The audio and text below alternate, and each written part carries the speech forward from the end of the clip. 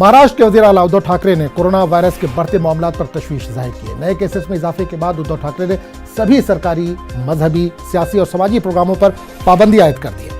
उद्धव ठाकरे ने आवाम को मुतरब्बे करते हुए कहा कि अगर कोरोना के रहनुमा खतूत पर अमलावरी नहीं की गई तो रियासत में दोबारा लॉकडाउन नाफिज कर दिया जाएगा। इन्होंने वेयर मास्क से नो टू कोरोना का नारा भी दिया है। उधर उद्धव ठाकरे ने कहा है कि आइंदा एक हफ्ते तक सूरत-ए-हाल का जायजा लेने के बाद लॉकडाउन का फैसला किया जाएगा। ख्याल है कि गुज़िश्ता रोज भी महाराष्ट्र में 7,000 के करीब कोरोना के नए मामलों की तस्दीक हुई है, जिसके बाद वजीर राब्ता यशोमती ठाकुर ने 5 अजला अमरावती, अकोला, बुल्ढाना, वाशिम और यवतमहल में 7 दिनों के लिए लॉकडाउन नाफिज करने का ऐलान किया, जबकि पुणे जिले के सभी स्कूल बंद करने का फैसला किया गया है। होटल और रेस्टोरेंट रात 11 बजे तक ही खुले रहेंगे।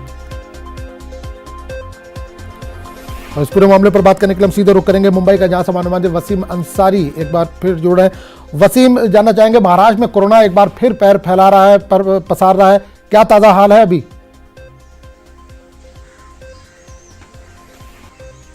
देखिए, जिस तरह से कोरोना के जो मरीजों की जो संख्या है वो बढ़ती जा रही है वो चिंताजनक है।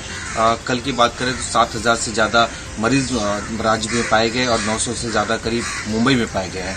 और आज शाम के 5 बजे तक जो नए आंकड़े आने वाले हैं ये काफी अहम होंगे, क्योंकि इसी आंकड़े के आधार पर जो जिला अधिकारी है वो अपनी जो रणनीति है वो तय करेंगे कि कौन से इलाके में किस आधार पर क्या डिसीजन लेना है। मैं आपको बताना चाहूंगा कि सीएम उद्धव ठाकरे ने एक बैठक की थी। उस बैठक में सभी राज्य के जिला अधिकारियों को ये आदेश दिया था कि वहां के जो परिस्थिति है उसके आदेश अनुसार ही वो जनता के सामने जाए और उसी के आधार पर वो डिसीजन ले। तो आज शाम के जो आंकड़े आने वाले हैं इस आंकड़े के आधार पर ही डिसीजन होगा कौन से इलाके में कितनी कठोरता के साथ लॉकडाउन किया जा सकता है या कोई बंदिश लाई जा सकती है। जैसे पूना में अत्यावश्यक सेवा छोड़ के रात 11 बजे तक किसी भी तरह की कोई सुविधा नहीं देने का ऐलान किया गया। होटल के टाइम लिमिटेशन कर दिया गया है, स्कूलें बंद कर दिए गए। तो इसी तरह के कई तरह के आदेश लिए जा सकते हैं। मुंबई को लेकर कई तरह की गाइडलाइंस पहले भी जारी हो चुकी है और इसी तरह से बीएमसी के अधिकारी उस गाइडलाइन पर अपना काम भी कर रहे हैं। तो आज का दिन काफी अहम होगा और जिस तरह से कोरोना के जो मरीज है वो संख्या बढ़ती जा रही है, हॉस्पिटल्स में बढ़ते जा रहे हैं। राज्य के अलग राज्यों में अमरावती, अकोला या फिर नागपुर की बात करें, पुणे की बात करें, तो ये काफी अहम है और इसे लेकर सरकार की निगाहें बनी हुई है।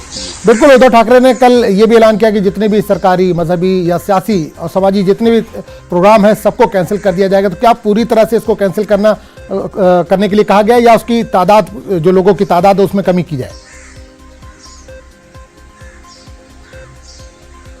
देखिए, एक तरफ से जब उद्धव ठाकरे इस बात का उल्लेख कर रहे थे उस दौरान वो कहीं ना कहीं अपने विपक्ष पर निशाना साध रहे थे, क्योंकि जब इससे पहले मंदिर की बात की या फिर मस्जिद की बात की या फिर दूसरे धार्मिक स्थलों को खोलने की बात हुई थी, उस दौरान कई आंदोलन किए गए थे महाराष्ट्र में। तो बताने की कोशिश की गई थी कि सरकार इसे रोकना चाहती थी, उस दौरान आप आंदोलन कर रहे थे और आंदोलन भी एक हिस्सा ही है जिसकी वजह से इस तरह के जो भी धार्मिक कार्यक्रम है उसे बंद कर दिया जाए। किसी भी तरह के नए आंदोलन को परमिशन नहीं दी जाए। किसी पॉलिटिकल पार्टी की जो सभाएं होती उसे परमिशन नहीं दी जाए।